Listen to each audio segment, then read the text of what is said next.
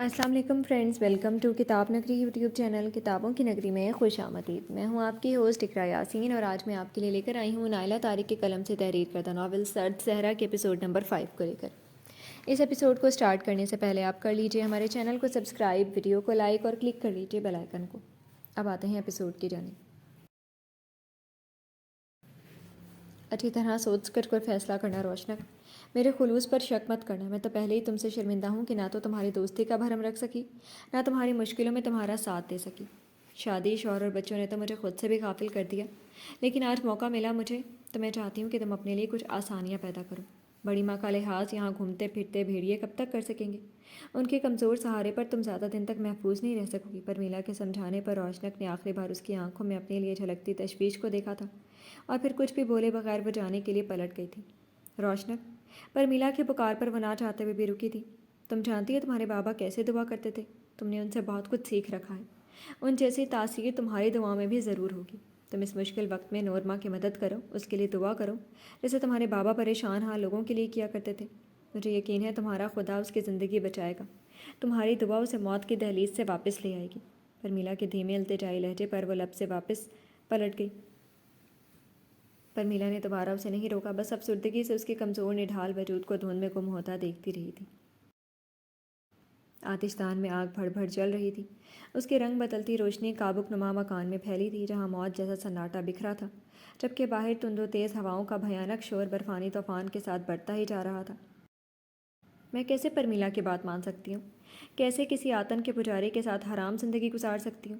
یہ تو اس برف کے جہنم میں زندہ رہنے سے زیادہ بدتر اور گھنونا ہے۔ نہیں بڑی ماں، میں اب دوبارہ کبھی پرمیلا سے نہیں ملنا چاہتی۔ وہ میرے اندر تک جھانک لیتی ہے، اس کی ہمدردی مجھے موت سے پہلے موت کی اندھی کھائی میں گرا دے گی۔ وہ کسی غیر مرئی شے کو گھورتی خوفزدہ لہجے میں بولی تھی۔ میری بیٹی، پرمیلا تمہارے بچپن کی سہیلی ہے، وہ بہت عرصے بعد تم سے ملی تھی، اپنے طور پر اس نے تمہاری ہمدردی میں ہی تمہیں ایک مشورہ دیا ہے۔ وہ اس سے زیادہ اور کیا کر سکتی ہے تمہارے لیے؟ اس کے خلوص سے خوف مت کھاؤ، تمہیں کیا کرنا ہے یہ تم جانتی ہو۔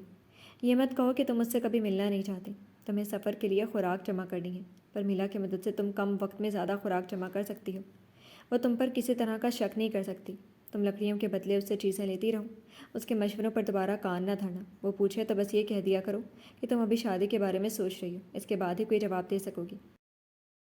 بڑی ماں اسے سمجھانے والے انداز میں بولی تھی۔ آپ ٹھیک کہتی ہیں بڑی ماں، پرمیلا سے مجھے زیادہ خوراک مل سکتی ہے۔ میں اسے یہ محسوس نہیں ہونے دوں گی کہ اس کے مشورے میرے نزدیک اہمیت نہیں رکھتے۔ تم بہت بہادر اور حوصلہ رکھنے والی ہو، میں تمہارے لیے خوش ہوں، مجھے فخر ہے تم پر میری بچی۔ بڑی ماں کے کانپتے دھیمے لہجے میں شفقت ہی شفقت تھی۔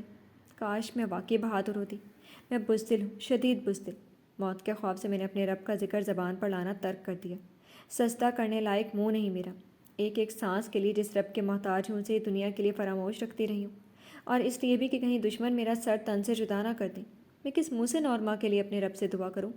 میں نے تو اپنے لیے بھی عرصہ گزرا دعا کے لیے ہاتھ نہیں پھیلائے، بس اس خوف سے کہ میرے ارد گرد جادوگروں اور کاہنوں کا جمگٹا ہے، وہ اپنے علم سے کہیں میرے دل میں میری روح تک نہ پہنچ جائے، ورنہ۔ بڑی ماں، کاش میں نے کسی آزاد زمین پر جنم لیا ہوتا، کاش میرا باپ بہت پہلے ہی مجھے اور میری ماں کو اس جہنم سے نکال کر کہیں دور لے جاتا، کاش۔ گھٹنوں پر سر رکھے وہ اپنی سسکیاں نہیں روک سکی تھی، دل کا درد آنسوؤں کی صورت میں اس کی آنکھوں سے جاری ہو گیا تھا۔ رو لو، خوب رو لو میری بچی، لیکن اپنی ہمت اور حوصلے کو ٹوٹنے مت دینا۔ تمہارے کندھوں پر بڑی ذمہ داری ہے جسے تم نے پورا کرنے کا عزم کیا ہے۔ ایک آزاد زمین پر سانس لینے کا جو خواب تم نے دیکھا ہے، اس خواب کو پورا ہوتے تم نے دیکھنا ہے۔ بہت سی خوشیاں تم نے ابھی دیکھنی ہیں، بہت سی کامیابیاں تم نے حاصل کرنی ہیں۔ اپنے آپ کو اتنا مضبوط کر لو کہ سارے خوف دور بھاگ جائیں۔ جب تم جانتی ہو کہ خدا تمہارے ساتھ ہے تو پھر خود کو اس کے پناہ میں دے دو، وہ تمہارے لیے راستے کھولے گا، بس تمہیں یقین کے ساتھ اپنے قدم آگے بڑھانے ہیں۔ بڑی ماں کی مدھم آواز کو سنتے ہوئے وہ اپنی آنکھیں خشک کرنے لگی تھی۔ سنہری ڈائری، ایک خواب، ایک خواہش، ایک مہم کا آغاز۔ دنیا کے سیر ترین مقامات تک جانے کی مہم کی تیاریوں میں نے شروع کر دی تھی۔ میرے اپارٹمنٹ سے ساحل کا وہ علاقہ زیادہ دور نہ تھا جہاں مال بردار بحری جہازوں کی آمد و رفت میں اپنے ٹیرس سے باس آنے دیکھتا تھا۔ ماہی گیروں کی کشتیاں بھی وہاں موجود ہوتی تھیں۔ ساحل پر جا کر میں نے جہازوں اور ان کے ساخت پر غور کرنا شروع کر دیا، ملاحوں سے میل جول بھی بڑھا لیا، ان سے مجھے سمندری سفر اور بحری جہازوں سے متعلق کافی معلومات حاصل ہو گئی تھیں۔ ایک ملاح کو جب میری ارادوں کی خبر ہوئی تو اس نے نہ صرف اس مہم میں میرے ساتھ جانے کی خواہش ظاہر کی، بلکہ مجھے ایک ایسے گمنام مہمجو کے بارے میں بھی بتایا جو میری طرح سمندری سفر کے لیے نکلا تھا، اور کئی دن بعد بحر منجمد شمالی میں برف کے تودوں میں پھنسے بحری جہاز میں اس کی اکڑی ہوئی لاش ملی تھی۔ مجھے اس مہمجو کے انجام پر شدید افسوس ہوا۔ اگر وہ زندہ ہوتا تو میں ضرور اس سے ملاقات کرتا، مجھے اس سے کافی رہنمائی حاصل ہو جاتی۔ بہت تلاش کے باوجود مجھے اپنے شہر میں ایسا کوئی مہمجو نہ مل سکا جس نے دنیا کے کسی بھی سرد ترین خطے تک رسائی حاصل کی ہو۔ البتہ ایسے بہت سے لوگ ملے جو میری مہم میں میرے ساتھ جانے کے لیے تیار تھے، لیکن میں یہ خطرہ مول نہیں لے سکتا تھا۔ اپنی مہم میں کسی کو ساتھ رکھنا اپنے ساتھ ساتھ کسی اور کی زندگی بھی داؤ پر لگانے کے مترادف ہوتا ہے۔ مجھے اپنی مہم اپنے بل پر ہی سر انجام دینی تھی۔ مہم میں شامل مقامات کے نقشے میں نے حاصل کر لیے تھے۔ ان مقامات کو سر کرنے والے مہمجوؤں کے سفر کے روداد پر تحریر کردہ کتابیں میرے پاس تھیں، جن میں انہوں نے اپنے تجربات، کامیابیاں، ناکامیاں اور ان کے محرکات وجوہات تفصیل سے لکھے تھے، جو مجھ جیسے کسی بھی نوآموز مہمجو کے لیے کارآمد تھے۔ اس سب کے ساتھ میں نے خود کو بھی ذہنی اور جسمانی طور پر سمندری مہم کے لیے تیار کرنا شروع کر دیا۔ میں نے کھانے کے اوقات مقرر کر لیے اور سختی سے ان پر عمل کرنے لگا۔ اپنی خوراک کو میں جس قدر سادہ رکھ سکتا تھا میں نے رکھنی شروع کر دی۔ میں نے پابندی سے واک اور ورزش شروع کر دی۔ اس مہم میں سب سے زیادہ اہمیت کا حامل وہ بحری جہاز تھا جس پر مجھے سفر کرنا تھا۔ میں نے خوب جانچ پڑتال کے بعد ایک بحری جہاز کا سودا کر لیا اور اپنی نگرانی میں اسے مزید پائیدار اور مضبوط بنانے پر کام شروع کروا دیا۔ یہ بہت ضروری تھا کیونکہ میرے سفر کا سارا دار و مدار بحری جہاز پر تھا۔ اس جہاز کو سمندر کی ہیجان خیز طوفانی لہروں کا سامنا کرنا تھا، گلیشیئرز کا مقابلہ اور برف کو کاٹ کر آگے بڑھنا تھا۔ جہاز کی حالت سے مطمئن ہونے کے بعد میں روز اس جہاز میں سوار ہو کر سمندر میں نکل جاتا اور جاگتی آنکھوں سے برف سے ڈھکے جمے انٹارکٹیکا کا خواب دیکھتا۔ اپنی مہم میں شامل ان سرد ترین مقامات پر مجھے کچھ تحقیقی کام بھی سر انجام دینے تھے۔ برفانی براعظم کی ارضیات، وہاں کے فاسلز، حیوانات، پرندے اور موسمی حالات پر تحقیق میری مہم کا ہدف بن گیا تھا۔ میں بہت خاموشی سے اپنی مہم کا آغاز کرنے جا رہا تھا، لیکن میرے دل میں کہیں نہ کہیں یہ خواہش دبی تھی کہ کچھ ایسا بھی کر گزرنا ہے جو میری مہم کی کامیابی کا شہرہ دنیا میں پھیلا دے۔ ابھی تو اپنے ارادے کی تشہیر کرنا لوگوں کے لیے دیوانے کا خواب جیسا ہی ہوگا۔ میں لوگوں کے سوالوں میں الجھنے کے بجائے اپنی تمام توجہ اور توانائی اپنی مہم کے لیے بچا کر رکھنا چاہتا تھا۔ انٹارکٹیکا دنیا کا 5واں بڑا براعظم ہے، جو 98% برف سے ڈھکا ہوا ہے، جس کے باعث وہاں کوئی باقاعدہ اور مستقل انسانی بستی نہیں۔ یہ دنیا کا سرد ترین، خشک ترین اور ہوادار ترین براعظم ہے۔ مجھے اپنی ساری توانائی اور سمجھ بوجھ کو بروقار لا کر اس مہم کو سر کرنا تھا۔ تمام مشکلات کا ڈٹ کر مقابلہ کرتے ہوئے ایسا تحقیقی کام بھی جمع کر کے ساتھ لانا تھا جو نئے آنے والے مہم جو جوانوں کے لیے دلچسپی کا حامل ہو اور ان کے لیے رہنمائی کا بہترین ذخیرہ بھی ہو۔ میں نے جدید خصوصیات کے حامل کیمرے اور ہیوی بیٹری لائٹس بھی حاصل کر لی۔ میں نے اپنے جہاز میں خشک خوراک کے ساتھ ساتھ کچھ ضروری آلات، لائف جیکٹس، لائف بوٹ، چپو سمیت محفوظ کر لی تھی۔ اپنی مہم کے دوران ہر مقام پر ریسرچ ورک کے حوالے سے ضروری چیزیں بھی میں نے جہاز کے کیبن میں محفوظ کر دی تھی۔ میں نے گرم لباس کا انتخاب پر خاصی توجہ دی۔ میں نے ان تمام دواؤں کو جہاز میں ساتھ رکھنے کا خاص خیال رکھا جو ان تمام بیماریوں سے مجھے نجات دے سکے جو مجھے سمندری سفر کے دوران برفانی مقامات کی مہم کے دوران لاحق ہو سکتی تھی۔ میں نہیں جانتا تھا کہ برف سے اٹے اس براعظم کے منفی درجہ حرارت میں مجھے کتنے دن گزارنے پڑیں گے۔ ناقابل برداشت ٹھنڈ کا مقابلہ کرتے ہوئے سب سے زیادہ خطرہ جس بیماری کا ہوتا تھا اسے فراسٹ بائٹ کہا جاتا ہے۔ اس میں جلد کا سفید ہو کر سخت ہو جانا اہم نشانی ہے۔ فراسٹ بائٹ وہ کیفیت ہوتی ہے جس میں جما دینے والی ٹھنڈ میں کھلا رہ جانے والے انسانی جسم کا حصہ بہت ٹھنڈا ہو کر جم جاتا ہے۔ سخت ترین ٹھنڈ میں خون کی نالیوں کے تنگ ہو جانے کے عوامل کی وجہ سے اور خون کی روانی میں کمی کی وجہ سے گال، ناک اور انگلیاں فراسٹ بائٹ کا آسانی سے شکار ہو جاتی ہیں۔ دوسری وجہ ایسے برفیلے مقام پر انسانی جسم کے ان حصوں کا ناکافی کپڑوں سے ڈھکنا یا پھر مجبوراً انہیں کھلا رکھنا بھی ہو سکتی ہے۔ فراسٹ بائٹ ہو جانے کا مطلب ہے جلد کے ٹیشوز خراب ہو گئے ہیں اور اس عمل میں زیادہ دیر کی وجہ سے جسم کا کھلا حصہ کالا پڑ کر جسم علیحدہ بھی ہو سکتا ہے۔ شروع میں کچھ درد ہو سکتا ہے، لیکن جیسے جیسے جلد ٹھنڈی پڑتی جائے گی جلد سخت ہونا شروع ہو جاتی ہے۔ ایسا ہو جانے کی صورت میں جلد میں موجود درجہ حرارت کے بارے میں خبردار کرنے والے سینسز کام کرنا چھوڑ دیتے ہیں۔ میں ہر قیمت پر فراسٹ بائٹ سے محفوظ رہنا چاہتا تھا۔ اس کے علاوہ سانس اور پھیپھڑے بھی مسلسل اور سرد ترین جگہ پر متاثر ہو سکتے ہیں۔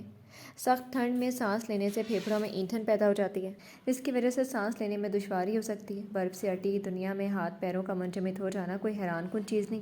پٹھوں کے ریشے ٹھنڈے ہو جاتے ہیں، مناسب طریقے سے کام کرنا چھوڑ دیتے ہیں۔ پہلے ہاتھ پاؤں کو ہلانے میں مشکل پیش آتی ہے اور پھر آہستہ آہستہ یہ دشواری بڑھتی جاتی ہے۔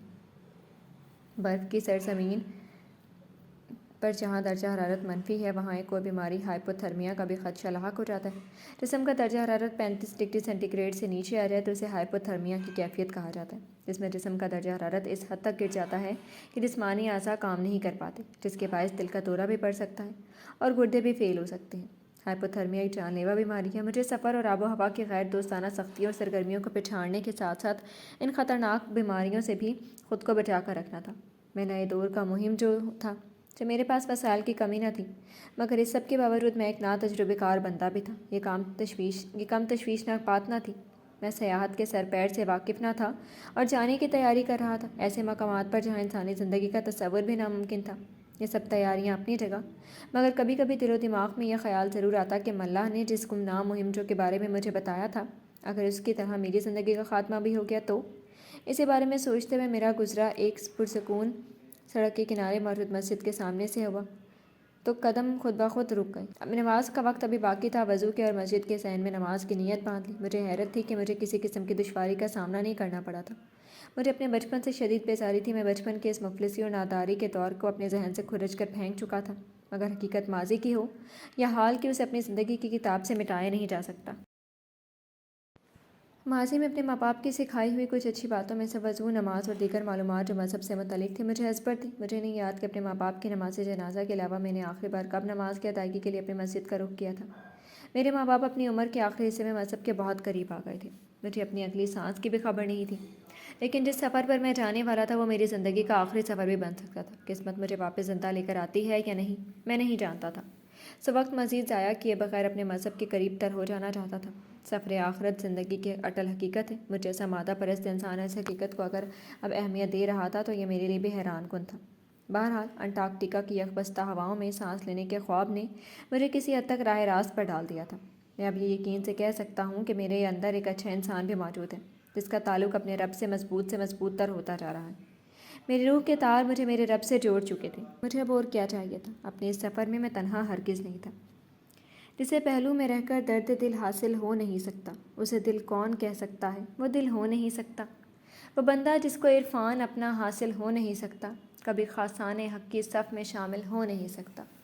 زمین و آسمان کا فرق ہے دونوں کی فطرت میں، کوئی ذرہ چمک کر ماہ کامل ہو نہیں سکتا۔ محبت میں بس دیوانگی ہی کام آتی ہے۔ یہاں جو عقل دوڑائے وہ عاقل ہو نہیں سکتا۔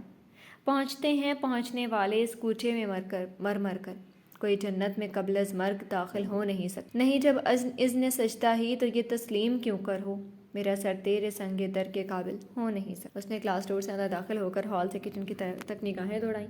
چکنا فرش چمک رہا تھا، فرنیچر کی خوب اچھی طرح صفائی ہو چکی تھی، کچن بھی چمچم کر رہا تھا، سب کچھ صاف ستھرا اور اپنی جگہ ترتیب سے رکھا تھا۔ یقیناً یہ ایلی کی ہفتہ وار صفائی کی مرہون منت تھا۔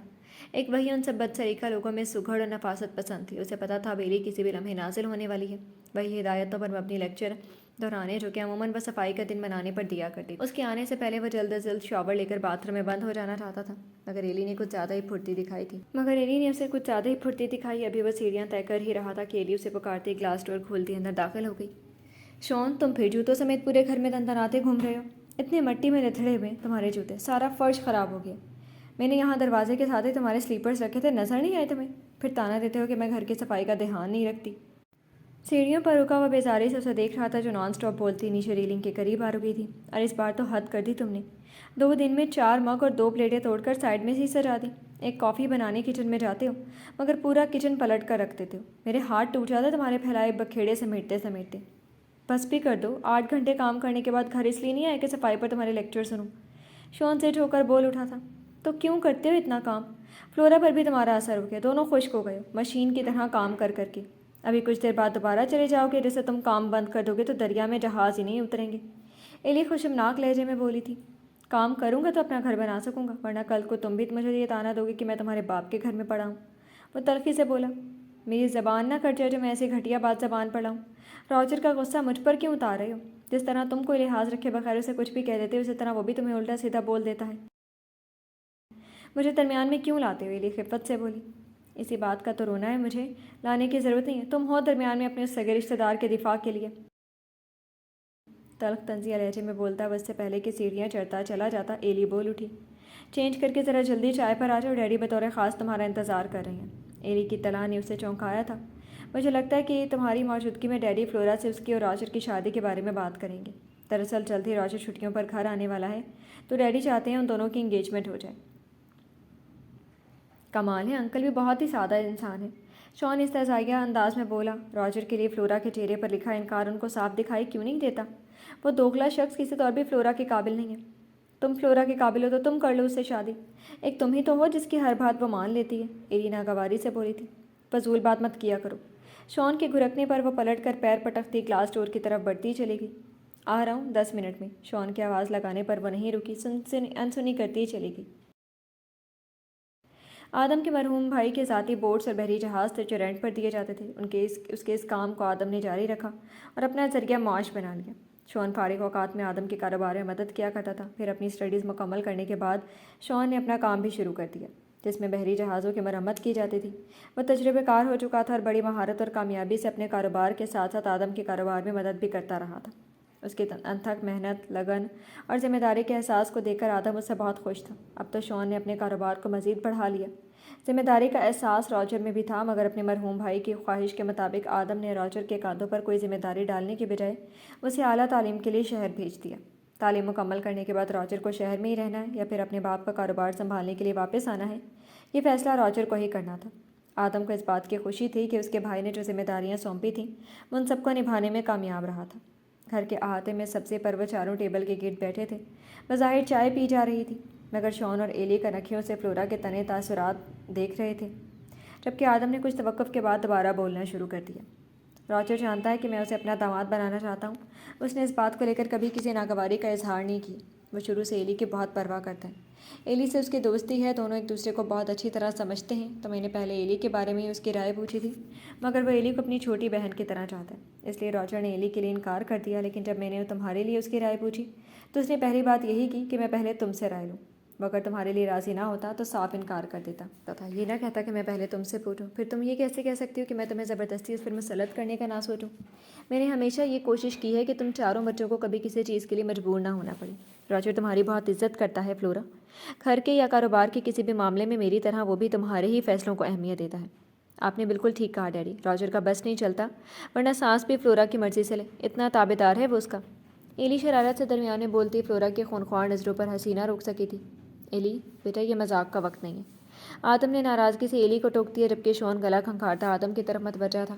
انکل، میرے خیال میں فلورا کے لیے راجر مناسب نہیں ہے، دونوں کے مزاج بالکل ایک دوسرے سے مختلف ہیں۔ شان، میں جانتا ہوں دونوں کے مزاج میں فرق ہے، مگر یہ کوئی ایسا فرق نہیں جو ان دونوں کی ازدواجی زندگی میں رکاوٹیں کھڑی کر دے۔ دل ملنے زیادہ ضروری ہیں۔ فلورا کی طرح راجر کا دل بھی بہت اچھا ہے، وہ بہت ذمہ دار اور سب کو عزت اور احترام دینے والا لڑکا ہے۔ مجھے پتہ ہے کہ تم دونوں کے درمیان کوئی دوستی نہیں، اس کی فطرت سے تو تم بھی واقف ہو، آدم نے کہا۔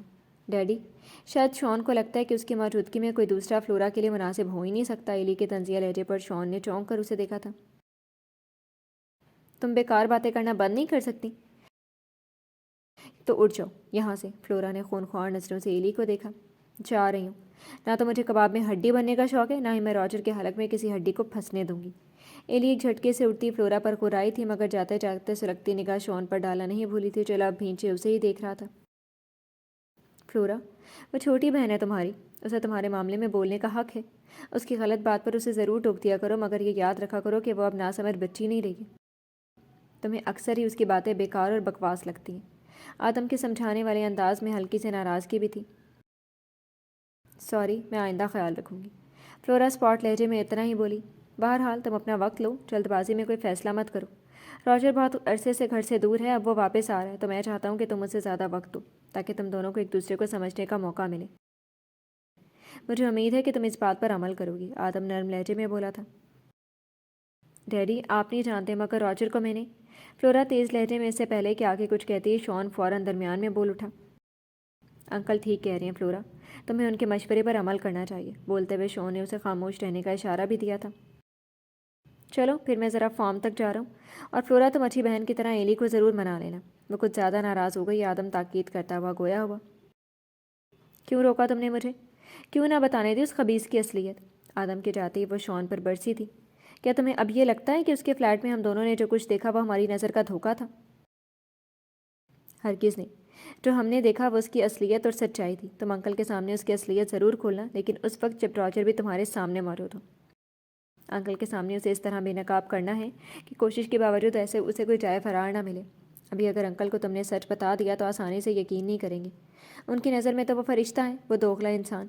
انکل پہلی فرصت میں باس پرس کرنے اس کے پاس جائیں گے، اور وہ بآسانی اپنی چکنی چپڑی باتوں سے انہیں شیشے میں اتار کر خود کو معصوم ثابت کر لے گا۔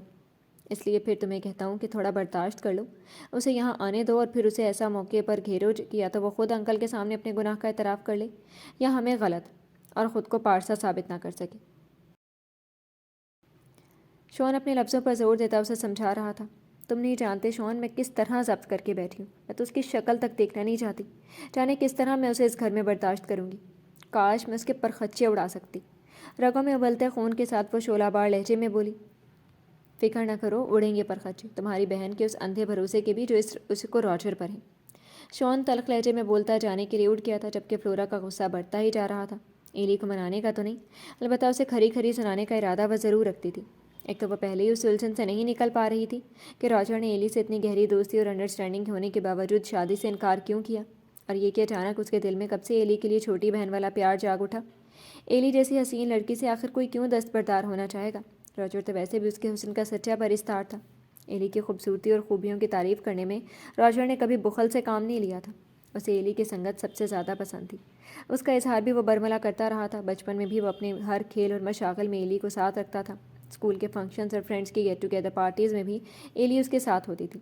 راجر بلا جھجک یہ کہتا تھا کہ ایلی کی پرکشش شخصیت کی وجہ سے خود اس کی اہمیت بھی بڑھ جاتی ہے۔ فلورا یہ سب دیکھنے اور سننے کی عادی رہی تھی۔ راجر نے کبھی بھولے سے بھی فلورا کو اپنے ساتھ باہر کہیں چلنے کے لیے نہیں کہا تھا۔ کہنے کا کوئی فائدہ بھی نہیں تھا، کیونکہ فلورا کا جواب نہ میں ہی ہوتا۔ اور پھر جب ایلی جیسی حسین صورت لڑکی شانہ بشانہ چلنے کے لیے اس کے ساتھ تھی تو اسے ضرورت ہی کیا تھی کسی اور جانب دیکھنے کی۔ شام کا ملگجا سا اجالا باقی رہ گیا تھا جب وہ احاطے کے تمام لائٹس آن کر کے گھر میں داخل ہوئی تھی۔ کچن میں ملازمہ کے ساتھ مل کر کوکنگ کرتی ایلی کو دیکھ کر اس کا پارا پھر چڑھ گیا۔ بلند آواز میں اس نے ایلی کو کچن سے باہر بلایا۔ کچھ ہی دیر میں ایلی ناراض تاثرات چہرے پر سجائے ہال میں آ گئی۔ بات سنو، اس گھٹیا انسان کو میرے نہیں اپنے سر مڑنے کی کوشش کرو۔ اس سے کہنا کہ اگر اسے آنے اپنے باپ کی جائیداد کے ساتھ ساتھ میرے باپ کی بھی محنت سے بنائی گئی چیزوں پر قابض ہونا ہے تو ایسی بھیک میں مانگ لے ان سے، وہ کبھی انکار نہیں کریں گے۔ مگر مجھ سے شادی کر کے مجھے پل بنانے کی غلطی کر کے وہ ساری زندگی پچھتائے گا، اور ہو سکے تو تم بھی اس کے سائے سے دور رہو۔ تمہیں اندازہ نہیں ہے کہ اس نے اپنے معصوم چہرے پر کتنے نقاب چڑھا رکھے ہیں۔ فلورا کے سخت بھڑکتے لب و لہجے پر ایلی نے تعصب سے سر ہلایا تھا۔ شدید افسوس ہوتا ہے مجھے تمہاری سوچ پر اور باتوں پر۔ تم نے نہ کبھی راجر کے بارے میں اچھی رائے رکھی ہے، نہ اچھا گمان۔ وہ تو کبھی تمہارے معاملات میں دخل تک نہیں دیتا، حالانکہ وہ اس حق میں نہیں تھا کہ تم ڈیڈی کا کام سنبھالو اور مشقت کرو، لیکن وہ صرف اس لیے خاموش رہا کہ تمہاری مرضی اور خوشی اسی میں تھی۔ مگر تم، فلورا، اتنی بدگمانی اچھی نہیں ہوتی۔ مجھے تو سمجھ میں نہیں آتا کہ تمہاری بدگمانی نفرت میں کیوں بدلتی جا رہی ہے۔ ایسا کیا کر دیا راجر نے کہ تم اس کے ذکر پر ہی آگ بگولا ہو جاتی ہو؟ وہ مسلسل اس کوشش میں ہے کہ تم بس ایک بار اس سے فون پر بات کر لو، مگر تمہاری اکڑ ہی ختم موقع نہیں دے رہی۔ وہ ہمارے گھر کا فرد ہے، ہمارا غلام نہیں۔ کوئی اپنے غلام تک سے ایسی نفرت اور حقارت کا اظہار نہیں کرتا۔ راجر سے تمہارا حسد خود تمہیں نقصان پہنچا رہا ہے فلورا۔ تم بکواس کرنے سے باز نہیں آؤ گی۔ راجر میں ایسا کیا ہے جو میں اس سے حسد رکھوں گی؟ وہ ہے ہی اس قابل کہ اس سے نفرت کی جائے، سمجھی تم؟ فلورا بھڑک کر چیخی تھی۔ ہاں سمجھ گئی ہوں، تم حاسد ہو۔ شون کو بھی تم نے اپنے جیسا بنا دیا۔ تم صرف حاسد ہی نہیں، گھمنڈی بھی ہو۔ اب تو میں خود راجر سے کہوں گی کہ وہ تم جیسے گھمنڈی اور حاسد لڑکی کے سائے سے بھی دور رہے۔ ایلی غصے میں مزید کچھ بھی کہتی، مگر فلورا کے زناٹے دار تھپڑ نے ایلی کی زبان بند کر دی۔ دکھتے گال پر ہاتھ رکھے وہ چند لمحوں تک صدمے سے فلورا کو دیکھتی رہی۔ پھر جو اس کا واویلا شروع ہوا، فلورا کا دل چاہا اپنی غلطی پر خود ہی اپنا سر پیٹ لے۔ ایلی کا واویلا آدم کے واپس گھر آنے کے بعد بھی جاری رہا۔ فلورا نے اسے تھپڑ جڑ دیا تھا۔ یہ خبر اس نے پہلے رو رو کر فون پر راجر کو سنائی، اور پھر آدم کو بھی فون کھڑکایا۔ آدم کو فون پر اپنا کام ادھورا چھوڑ کر بھاگم بھاگ گھر آنا پڑا تھا۔ فلورا جانتی تھی کہ اس نے بیل مجھے مار والا کام کر دیا ہے، سو چپ چاپ گھنٹے بھر پر محیط آدم کے لیکچر اور ایلی کی بھاں بھاں کو سننا اس کی مجبوری تھی۔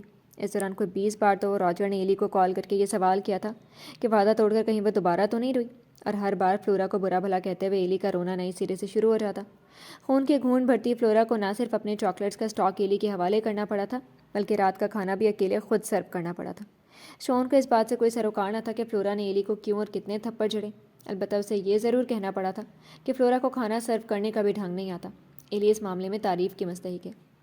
میں تو خود کہتی ہوں کہ ایلی جیسا سلیقہ سگڑاپا مجھ میں نہیں، سچ کو میں قبول کرتی ہوں۔ تم بھی صرف تعریف پر اکتفا نہ کرو، ہر روز ایلی وقت تمہارے لیے ٹیبل سجاتی ہے، اتنے مزیدار کھانے کھلاتی ہیں، سو آج تعریف کے ساتھ جیب ہلکی کر کے بھی ذرا خراج تحسین پیش کرو۔ ایلی کو آئس کریم کھلانے ساتھ باہر لے جاؤ۔ فلورا نے بہت اطمینان سے شون کا سکون غارت کیا تھا، کیونکہ جانتی تھی سارا دن کام کرنے کے بعد شون رات میں گھر واپس آ کر کھانا کھاتے ہی گدھے گھوڑے بیچ کر صرف سونا پسند کرتے ہیں۔ ہاں بھائی، میری بیٹی کو آئس کریم بہت پسند ہے۔ شون، آج تمہیں ایلی کی خاطر کچھ وقت کے لیے آرام ترک کرنا چاہیے۔ آدم نے بھی فلورا کی تائید کی تھی۔ رہنے دے ڈیڈی، مجھے نہیں جانا کہیں، ایلی روٹھے انداز میں بولی۔ شون کا دل چاہا فوراً کہتے ٹھیک ہے نہ جاؤ، مگر فلورا صورت سے بولی کیوں نہیں جاؤ گے جب شون خود جانے کے لیے تیار ہے؟ فلورا نے پیار سے ایلی کو گھرکا۔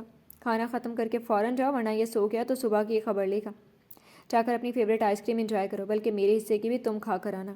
شون کی خشمناک نظروں کو اگنور کرتی فلورا مزے سے بولی ٹھیک ہے۔ ایلی کی باتیں کھل گئی۔ میرا کھانا ختم، چلیں شون، میں اپنا کھانا ختم کر لوں پہلے؟ بمشکل ضبط کرتے شون کے جتانے والے خوشمگی انداز پر ایلی بس اسے دیکھ کر رہ گئی تھی، جبکہ فلورا مسکراہٹ چھپانے کے لیے پانی کے گھونٹ بھرنے لگی۔ کھانے کے بعد شون فلورا سے بات کرنے باہر احاطے میں آیا، جہاں وہ چہل قدمی کر رہی تھی۔ بات سنو، اپنے جھگڑوں میں تم لوگ مجھے مت گھسیٹا کرو، تھپڑ تم مارو، بھگتان میں بھگتوں۔ نیند سے سر گھوم رہا ہے میرا، مگر اب مرو یا گڑو۔ اور محترمہ کو آئس کریم کھانے کے بعد ہی افاقہ ہوگا، کیونکہ یہ فرمان اس کی بہت محبت کرنے والی بڑی بہن نے جو مجھے دیا۔ شون دانت پیستا بولا تھا۔ تمہیں بھی تو بہت شوق ہوا تھا نا ایلی کی سلیقہ مندی کی تعریف اور میرے پھوڑ پن کا پرچار سب کے سامنے کرنے کا، اب بھگتنا تو پڑے گا نا؟ فلورا اطمینان سے بولی۔ غلطی ہو گئی جو سچ کہہ دیا، سچ کی سزا کل سورج طلوع ہونے کے بعد بھی دی جا سکتی تھی، ابھی آئس کریم کا شوشہ چھوڑنے کی کیا ضرورت تھی؟ شون تپ کر بولا۔ تو کیا ہوا، ویسے بھی ایلی کو لگتا ہے تم میرے بہت فرما بردار ہو، میں نے تمہیں بھی اپنا جیسا حاسد اور گھمنڈی بنا دیا۔